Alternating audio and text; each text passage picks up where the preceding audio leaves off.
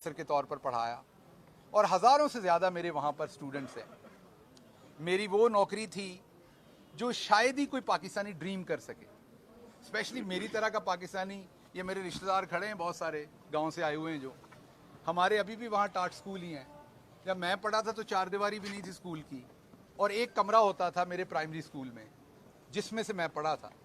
हम 30 की क्लास थी, उस 30 की क्लास में से हम 3 लोग हाई स्कूल गए थे, और फिर उसी 30 की क्लास में से मैं अकेला था जो कॉलेज गया था। तो जब मैं वहाँ से निकल के, और हमारी जो क्लास होती थी ना, वो एक दरख्त के नीचे होती थी, क्योंकि कमरा एक था, 5 क्लासेस थी। तो जैसे जैसे सूरज घूमता था हमारी क्लास भी मूव होती थी, क्योंकि वो धूप दरख्त की जो है वो आगे पीछे होती थी। तो वहाँ से निकल के जब मैं अमेरिका की दूसरी बड़ी यूनिवर्सिटी,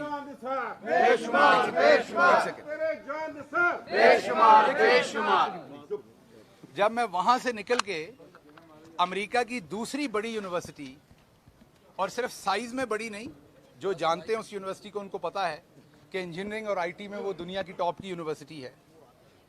और उस यूनिवर्सिटी में जब मुझे पढ़ाने का मौका मिला तो मैं अकेला नहीं पढ़ा रहा था वहाँ, मेरे साथ वो मेरे गांव के पूरे 30 के 30 लोग खड़े होकर वहाँ पढ़ा रहे थे, क्योंकि हमारे जैसे लोगों के लिए वहाँ पहुँचना बहुत मुश्किल है। हम देहाती लोग हैं, काश्तकारी हमारा काम है, ना हमारे पास कोई महंगे स्कूल थे, ना हमें मुंह टेढ़ा करके अंग्रेज़ी बोलनी आती थी। हमें तो पहले अंग्रेज़ी सीखनी पड़ती थी जाके 6ठी जमात में। अभी लिखना सीखते थे थोड़े दिन, उस पर डंडे पड़ते थे, पता चलता था अभी बड़ी ABC लिखी है, अभी छोटी ABC भी लिखनी सीखनी है। तो हम उन मुसीबतों से, जब मैं कॉलेज गया तो मोटरसाइकिल पे कॉलेज जाता था, तो मेरे गांव से कॉलेज 1 घंटा दूर था। और जब मैं सुबह केमिस्ट्री का पहला लेक्चर होता था, इकरामुल हक भुट्टा साहब, अल्लाह उनको लंबी ज़िंदगी दे, वो मेरे प्रोफेसर थे, तो उनका पहला लेक्चर होता था तो सर्दी में टांगें जो हैं वो अकड़ जाती थी। तो जो शहर से लड़के आते थे वो पढ़ना शुरू करते थे, और हम पहला आधा घंटा जो है वो किसी आग के सामने खड़े होके अपने हाथ और टांगें सीधी करते थे। तो इन हालात से निकल के मैं प्रोफेसर बना, और प्रोफेसर भी मैं किसी ऐसी यूनिवर्सिटी में नहीं बना जिस तरह की बहुत सारे जालसाज यहाँ फिरते हैं।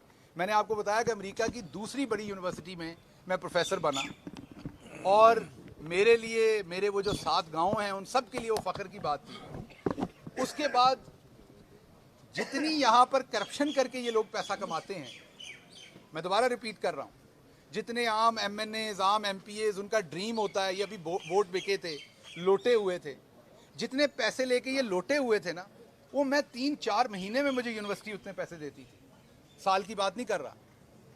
वो सब कुछ छोड़ के मैं इमरान खान के कॉज पर उसके पीछे आके खड़ा हुआ, असल में पाकिस्तान के लिए खड़ा हुआ। असल में जो मैंने देखा कि जिस तरीके से पाकिस्तान को पूरी दुनिया में तनकीद का निशाना बनाया जाता है, पाकिस्तान के बारे में एक नेगेटिव ऑरा था पूरी दुनिया के अंदर, 9/11 के बाद बना। मैंने अमेरिका में रहते हुए उसे देखा, दिल दुखता था उस चीज़ से। अपने ख्वाब चले सारे नहीं तो कुछ ना कुछ जी लिए थे, तो लगा कि अब अपने गांव वालों के लिए, अपने लोगों के लिए, अपने मुल्क के लिए वापस जाके करूं, वापस जाके काम करूं। तो ये सारा सफ़र मैं याद कर रहा था जब उस दिन मैं बगैर किसी चटाई के फ़र्श पे, वो जो तस्वीर आपने देखी थी मेरी हवालात के अंदर, तो आपने देखा होगा कि मेरी आंखें कुछ सोच रही थी। तो वो टाट स्कूल से, उस यूनिवर्सिटी से उस हवालात तक का पूरा सफ़र सोच रही थी। मैं पूरे दावे से कहता हूँ कि अक्सर, क्योंकि अब समझ आई है सियासत में लोग करप्शन क्यों करते हैं, मुझे ये समझ आई है। अब वो इसलिए समझ आई है कि आप पे सच्चा या झूठा जैसा भी केस बने, आपको करोड़ों रुपए चाहिए वो केस लड़ने के लिए, और केस सियासतदानों पे बनते हैं। फिर आपको इलेक्शन लड़ने के लिए करोड़ों रुपए चाहिए, तो सियासतदान बंधा हुआ है करप्शन करने के लिए। मैं करप्शन को जायज़ नहीं कह रहा, मैं ये नहीं कह रहा होनी चाहिए, मैं आपको वजह बता रहा हूँ कि ज़्यादातर सियासतदान क्यों करप्शन करते हैं, क्योंकि उन्हें हर टाइम डर रहता है कि उनके ऊपर कोई सच्चा और झूठा केस बना दिया जाएगा, और जब बन जाता है तो करोड़ों रुपए चाहिए उस केस को जीने के लिए। अब आप सिर्फ सोचें कि इस्लामाबाद मेरे इलाके से कितना दूर है, कि मेरे सारे लोगों को जब आना पड़ता है तो इनके ऊपर भी वो सारा बोझ है, एक टाइम का, वक्त का, एनर्जी का।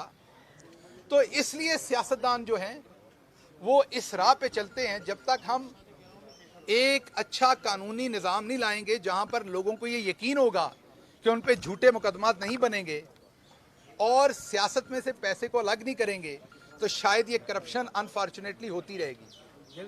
मैं सिर्फ बात कंप्लीट कर लूं, इसलिए हमें इस पूरे निज़ाम को बदलने के लिए हमें सोचना पड़ना है कि रूल ऑफ लॉ किस तरीके से बनाया जाए।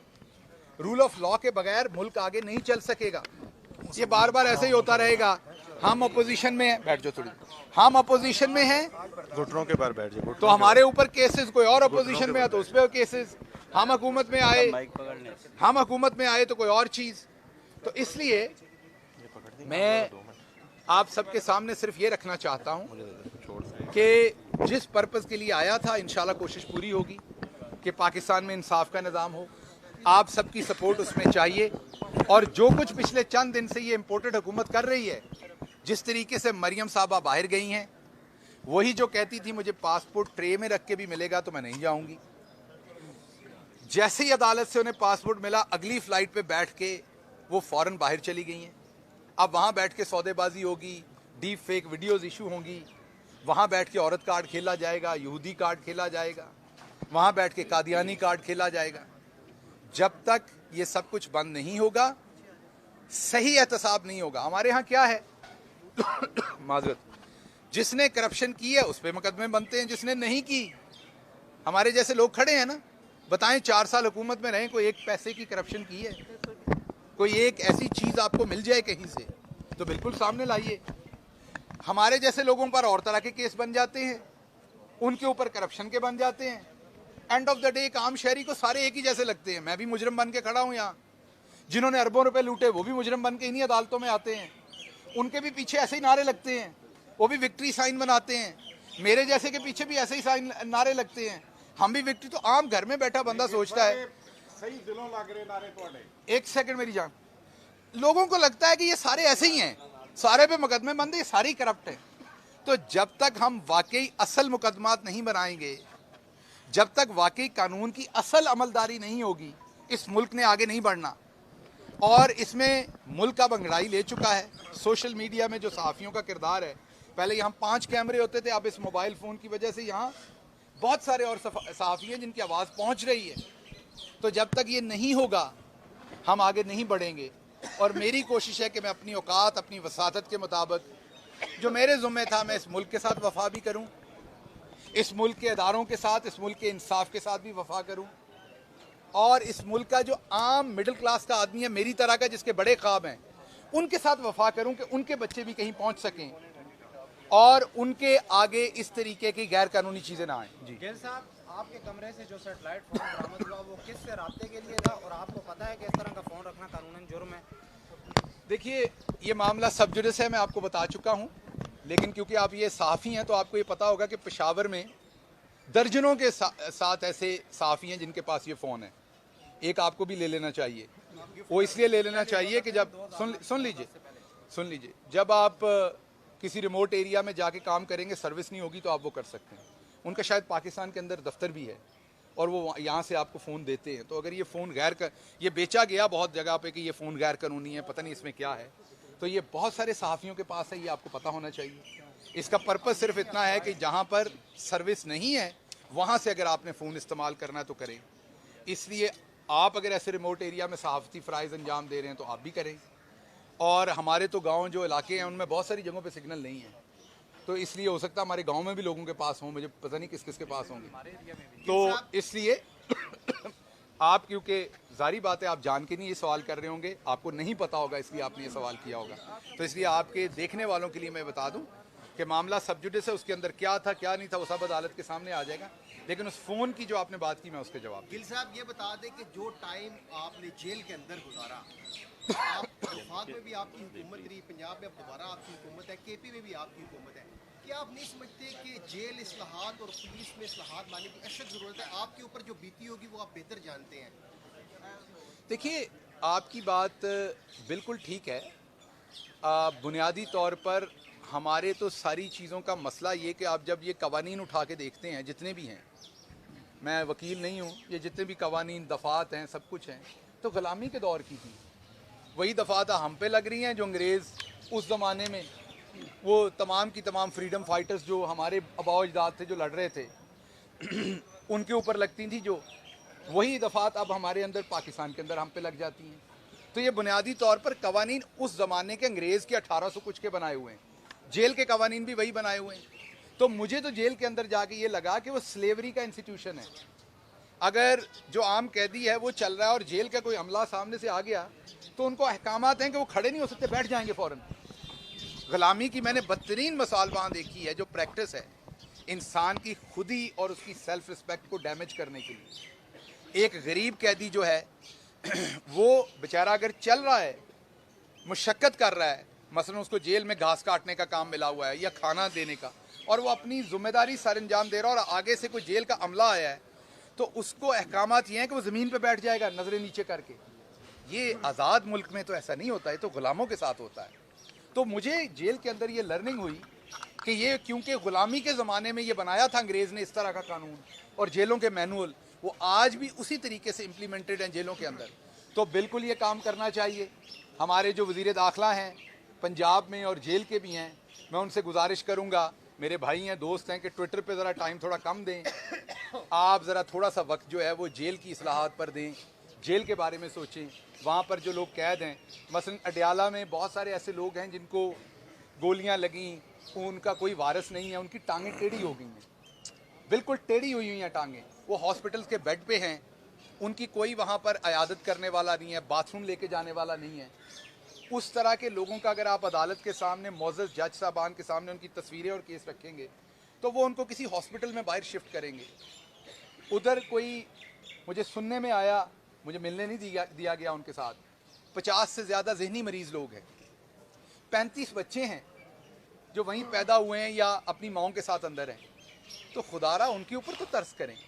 और मैं अपने ही वज़ीर जो वहाँ हैं, सारी जेलों में ऐसा ही होगा, सिर्फ हमारे यहाँ नहीं होगा, उन्हें मैं ये कहूँगा कि जब हमें वजारत मिलती है तो बुनियादी तौर पर वो एक बहुत बड़ी जिम्मेदारी होती है, अल्लाह ने उसका हिसाब लेना है हमसे।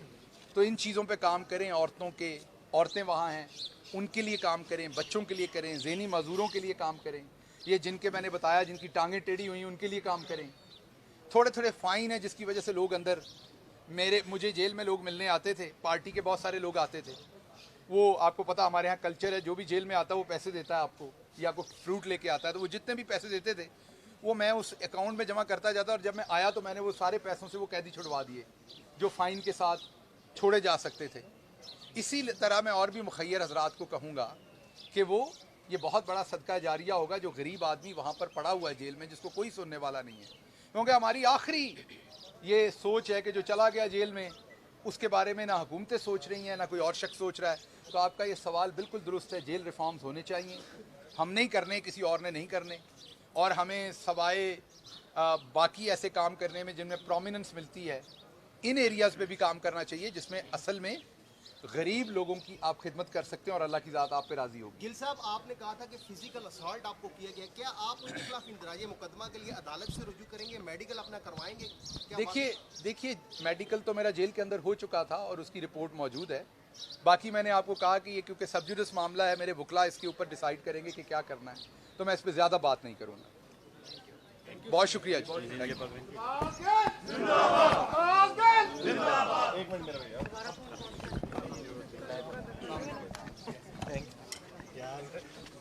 नीचे रख दे, इनको नीचे रख दे।